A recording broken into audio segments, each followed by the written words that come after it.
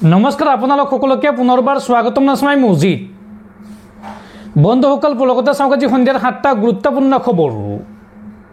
প্ৰথমটো খবৰ, দেশবাসীলৈ ভাল খবৰ। দেশত সুৰা দাম কমিব অত্যাৱশ্যকীয় সামগ্ৰীৰ। জিএছটি হ্ৰাসৰ সিদ্ধান্ত মোদী চৰকাৰৰ। দেশবাসীলৈ দীপাৱলীৰ বৃহৎ উপহাৰ মোদী চৰকাৰৰ। ইতিহাসত কেতিয়াও নোপোৱা কাম কৰিলে বিজেপি চৰকাৰে।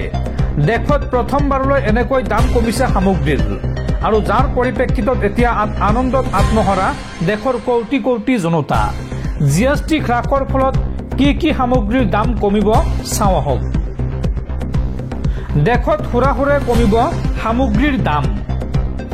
শীঘ্ৰেই দেশত হ্ৰাস পাব বহু সামগ্ৰীৰ দাম। কাপোৰ, জোতা, গাড়ী, এয়াৰ কণ্ডিশ্যনাৰৰ দাম হ্ৰাস পাব, অৰ্থাৎ এচিৰ দামো কমিব। বীমাৰ প্ৰিমিয়ামতো জিএছটি হ্ৰাস কৰাৰ চিন্তা চৰ্চা মোদী চৰকাৰৰ। জীৱনদায়িনী ঔষধৰ ক্ষেত্ৰতো হ্ৰাস পাব জিএছটি। 33 বিধ জীৱনদায়িনী ঔষধৰ জিএছটি শূন্য। হ্ৰাস পাব মোবাইল ফোনৰ দাম। টিভি আৰু এচিৰ জিএছটি 18% হ্ৰাস কৰা হৈছে। মাংসজাতীয় সামগ্ৰীৰ জিএছটি 12% পৰা 5% হ্ৰাস কৰা হৈছে। সৰু গাড়ীৰ জিএছটি 28% পৰা 18% হ্ৰাস কৰা হৈছে। 1200 চিচিৰ তলৰ গাড়ীৰ জিএছটি 18% হ্ৰাস কৰা হৈছে। লগতে গুটকা, চিগাৰেট, পান মছলা আৰু বিলাসী বাহনৰ দাম বাঢ়িব দেশত। জিএছটি কাউন্সিলৰ বৈঠকত লোৱা হৈছে এই বৃহৎ সিদ্ধান্ত।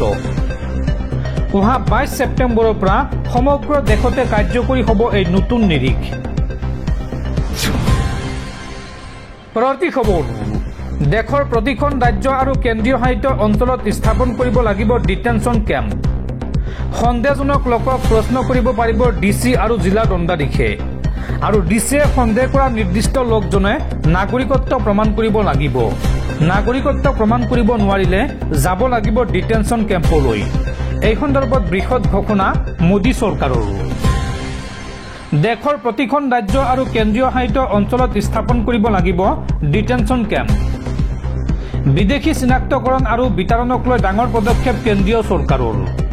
বিদেশী বিতৰণৰ ডিচি আৰু জিলা দণ্ডাধীশক অধিক ক্ষমতা প্ৰদান মোদী চৰকাৰৰ। ডিচি আৰু জিলা দণ্ডাধীশে সন্দেহজনক লোকক কৰিব পাৰিব প্ৰশ্ন আৰু লোকজন বিদেশী হয় নে নহয় সেয়া অনুসন্ধান কৰিব পাৰিব ডিচি আৰু জিলা দণ্ডাধীশে। নিৰ্দিষ্ট লোকজনে প্ৰমাণ কৰিব লাগিব ভাৰতীয় নাগৰিকত্ব। বিদেশী ন্যায়াধিকৰণ গঠনৰ নিৰ্দেশ দিছে কেন্দ্ৰীয় চৰকাৰে। দেশৰ প্ৰতিখন ৰাজ্য আৰু কেন্দ্ৰীয় শাসিত অঞ্চলত বিদেশী ন্যায়াধিকৰণ গঠন কৰিব লাগিব চৰকাৰে। আৰু নিৰ্দিষ্ট লোকজনে ভাৰতীয় নাগৰিকত্ব প্ৰমাণ কৰিব নোৱাৰিলে যাব লাগিব ডিটেনশ্যন কেম্পলৈ। লগতে সলনি হ'ব কাৰ অধীনত নাগৰিকত্বৰ কাট অফ ডেট। কেন্দ্ৰীয় চৰকাৰে কাট অফ ডেট বৃদ্ধি কৰিলে 2024 চনৰ 31 ডিচেম্বৰলৈকে। অৰ্থাৎ 2024 চনৰ 31 ডিচেম্বৰলৈকে ভাৰতত অহা মুছলমানৰ বাহিৰে আন কেইবাটা ধৰ্মৰ লোকে নাগৰিকত্ব লাভ কৰিব। 2024 চনৰ 31 ডিচেম্বৰলৈকে ভাৰতত প্ৰৱেশ কৰা হিন্দু বাংলাদেশীক বসবাস কৰাৰ ন্যায্যতা প্ৰদান কেন্দ্ৰীয় চৰকাৰৰ। পাকিস্তান, আফগানিস্তান, বাংলাদেশত ধৰ্মীয় নিৰ্যাতনৰ বলি হোৱা অমুছলমানৰ ক্ষেত্ৰত এই সকাহ দিছে কেন্দ্ৰীয় চৰকাৰে। হিন্দু, খ্ৰীষ্টান, পাৰ্চী, জৈন, বৌদ্ধ আৰু শিখ ধৰ্মৰ লোকসকলক সুৰক্ষা প্ৰদান মোদী চৰকাৰৰ। পৰৱৰ্তী খবৰ, বিক্ৰী কৰা হোৱা নাই ডিমা হাছাওৰ 3000 বিঘা মাটি। 30 বছৰলৈকে চিমেণ্ট কোম্পানীক লিজত দিছে ডিমা হাছাওৰ 3000 বিঘা মাটি। আৰু পৰিষদে এই সন্দৰ্ভত প্ৰতি বিঘাত বছৰি লাভ কৰিব মাত্ৰ 250 টকাৰ ৰাজহ। গুৱাহাটী উচ্চ ন্যায়ালয়ত এই কথা জনাইছে অসম চৰকাৰে। ডিমা হাছাও জিলাৰ 6ষ্ঠ নৌচীৰ অধীনত থকা 3000 বিঘা জনজাতি সংৰক্ষিত ভূমি মহাবল চিমেণ্ট কোম্পানীক আবণ্টন কৰাৰ বিষয়টোক লৈ গুৱাহাটী উচ্চ ন্যায়ালয়ে তীব্ৰ উদ্বেগ প্ৰকাশ কৰিছে। বুধবাৰে এই বিষয়ৰ ৰাজহুৱা স্বাৰ্থজড়িত গোচৰৰ তৃতীয় শুনানিত ন্যায়াধীশ সঞ্জীৱ কুমাৰ মেধিৰ এজনীয়া বিচাৰপীঠে অসম চৰকাৰ আৰু উত্তৰ কাছাৰ পাৰ্বত্য স্বায়ত্তশাসিত পৰিষদৰ পক্ষৰ পৰা উত্থাপিত যুক্তিসমূহ কঠোৰভাৱে পৰীক্ষা কৰে।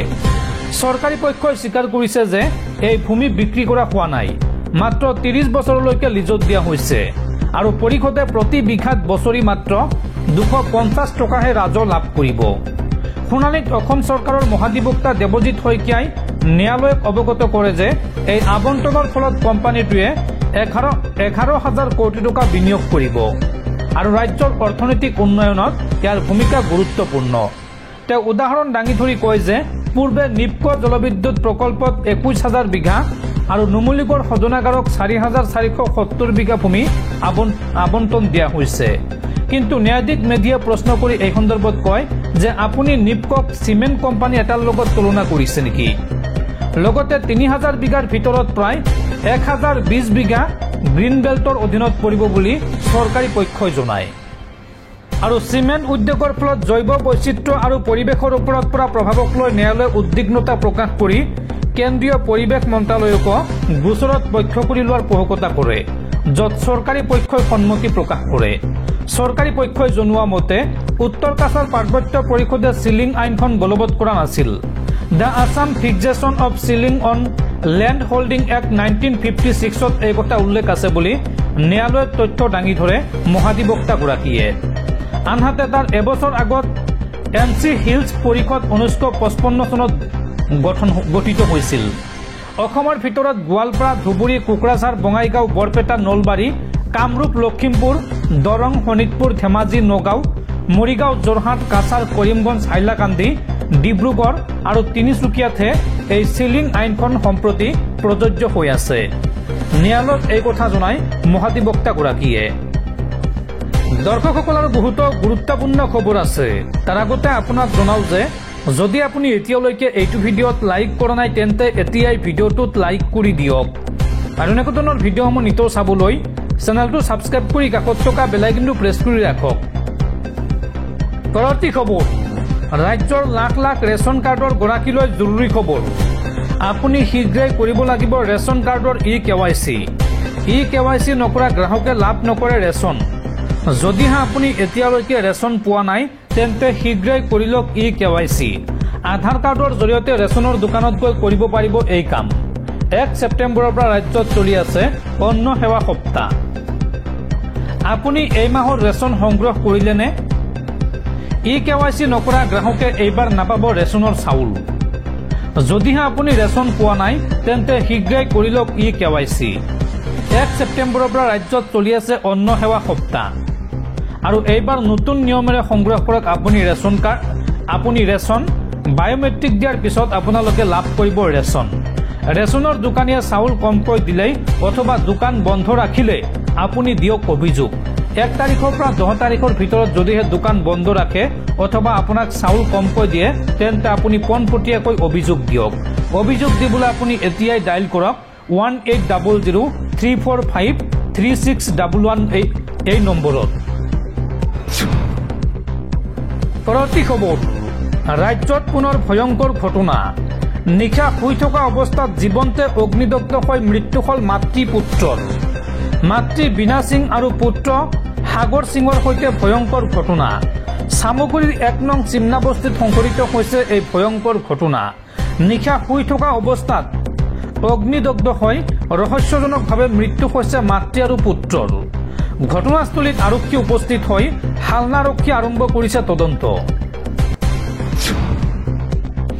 পৰৱৰ্তী খবৰ, আজি ৰাজ্যজুৰি সৌদখন ছাত্ৰ সন্থাৰ 11 ঘণ্টীয়া অনশন কাৰ্যসূচী।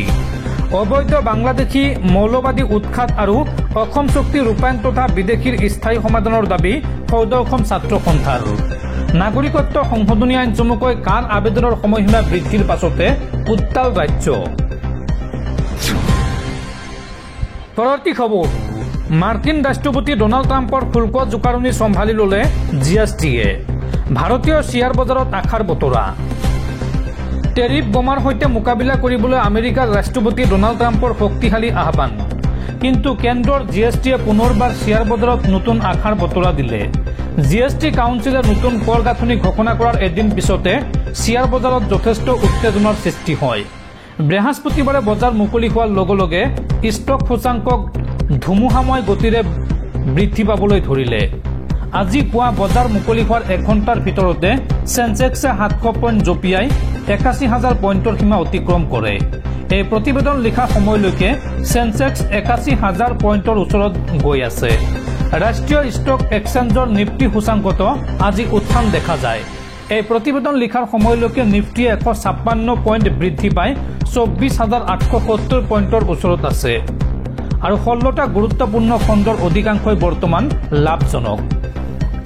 ইয়াৰ পূৰ্বে যোৱা মঙলবাৰে আমেৰিকাৰ ৰাষ্ট্ৰপতি ডনাল্ড ট্ৰাম্পে আৰোপ কৰা অতিৰিক্ত শুল্ক কাৰ্যকৰী হোৱাৰ পূৰ্বে আৰু শ্বেয়াৰ বজাৰত বৃহৎ হ্ৰাস দেখা গৈছিল। মুঠ 10 লাখ কোটি টকাৰ মূলধন বজাৰৰ পৰা নোপোৱা হৈ গ'ল। বিনিয়োগকাৰীয়ে আজি GST বোনাছৰ জৰিয়তে সেই জোকাৰণি কিছু পৰিমাণে ক্ষতিপূৰণ কৰিবলৈ সক্ষম হ'ব। দৰাচলতে জ্ঞাত সূত্ৰৰ মতে GST হ্ৰাস কৰি ঘৰুৱা বজাৰত চাহিদা বৃদ্ধি কৰাটোৱেই মোদী চৰকাৰৰ লক্ষ্য। ইয়াৰ এটা উদ্দেশ্য হৈছে আমেৰিকাৰ শুল্কৰ সৈতে মোকাবিলা কৰা। বজাৰত সামগ্ৰীৰ দাম কমি গ'লে মধ্যবিত্ত শ্ৰেণীৰ সঞ্চয় বৃদ্ধি পাব। তেনে ক্ষেত্ৰত শ্বেয়াৰ বজাৰত বিনিয়োগৰ পৰিমাণৰ বৃদ্ধি পোৱাৰ সম্ভাৱনা আছে আৰু সেই সম্ভাৱনা প্ৰথম দিনাই বাস্তৱত পৰিণত হ'ল। পৰৱৰ্তী খবৰ, সমুজ্জল হতে লতাশিল খেলপথাৰত যিটো কাৰবাৰ কৰিলে সেইটো কোনো পধ্যেই কা বিৰোধী আন্দোলনৰ পৰিণতি হ'ব নালাগিছিল। মানুহ যুঁজিবলৈ সাজু আছিল, কিন্তু গান, কবিতা, নাচ, অগ্নিবৰ্ষী ভাষণ দি তেওঁলোকে আন্দোলনটো শেষ কৰিলে। সমুজ্জল হতক বা আচুক আৰু বিশ্বাস কৰা উচিত নহয়। তেওঁলোকে SGP BJPৰ লগত এতিয়াও আছে।